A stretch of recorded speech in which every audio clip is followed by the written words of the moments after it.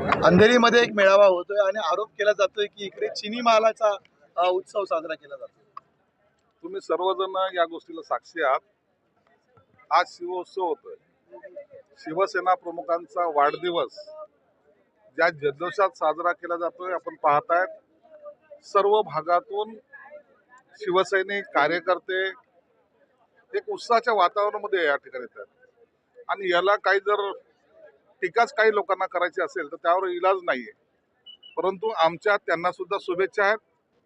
जेवढे उरलेले लोक आहेत तुमच्याकडे त्यांना घेऊन तुमचा कार्यक्रम साजरा करा।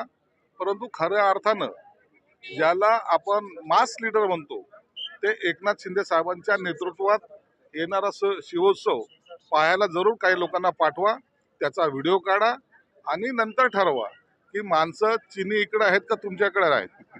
म्हणून आम्ही त्यांची चिंता करत नाही। हा आनंदोत्सव आम्ही जल्लोषात साजरा करतोय। बाळासाहेबांना भारतरत्न देण्याची मागणी आता ठाकरे गटाकडून केली असं देखील म्हणतायत की जर बाळासाहेबांना भारतरत्न दिलं तर ते सावरकरांना देखील देण्यासारखंच झालं।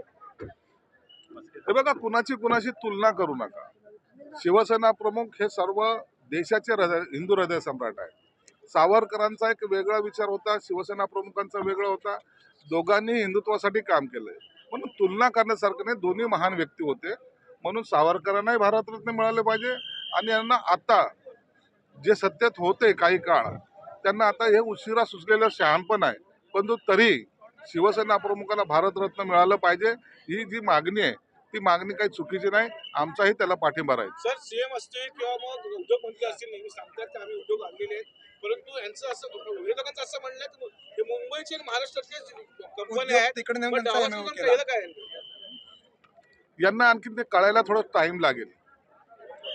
MOU कशाला म्हणतात, हे जे मूर्खपणाच्या नंदरवंत वावरत आहेत त्या ठिकाणी असलेले ते सर्वजण ते सर्व मूर्ख आहेत आणि हे शहाणे आहेत अशा आयुर्भावात हे जे काही स्टेटमेंट करतायत। मुळात महाराष्ट्राचा विकास होऊ नयेच आणि कॉर्पोरेशनची निवडणूक आली की पुन्हा मुंबई पळवणार वगैरे भाषा करणे हाच यांचा उद्योग राहिलेला आहे। म्हणून या हिताचे जे काही उद्योग येत आहेत याला यांचा विरोध नेहमी राहत आलेला आहे। परंतु काही जरी झालं तर हा आमचा महाराष्ट्र नंबर 1 वर आहे आणि राहील। महाविकास आघाडीमधले अनेक बडे नेते हे शिवसेनेमध्ये येतील असं भाकीत जे आहे ते उदय सामंतांनी केलेलं आहे। खूप बडे नेते आहेत। काल तर मुख्यमंत्र्यांशी देखील या संदर्भात चर्चा झाली। आशीर्वाद पाहिजे फक्त म्हणून जे माझ्यावरती आरोप करत होते असा एक नेता शिवसेनेमध्ये देखील येऊ शकतो किंवा महायुतीमध्ये देखील येऊ शकतो असं म्हणाले आहेत। आता सगळ्यांची नावं आता एकनाथ शिंदे साहेबांच्या तोंडून जाहीर होणं हे याला महत्व आहे। परंतु उबाटाचे अनेक नेते आहेत, स्टँडिंग आमदार आहेत, त्यांना त्या आमदार पदाची सुद्धा चिंता नाही। ते म्हणतात आम्ही तुमच्या बरोबर पद गेलं तरी चालेल, या स्टेजला ते आलेले आहेत।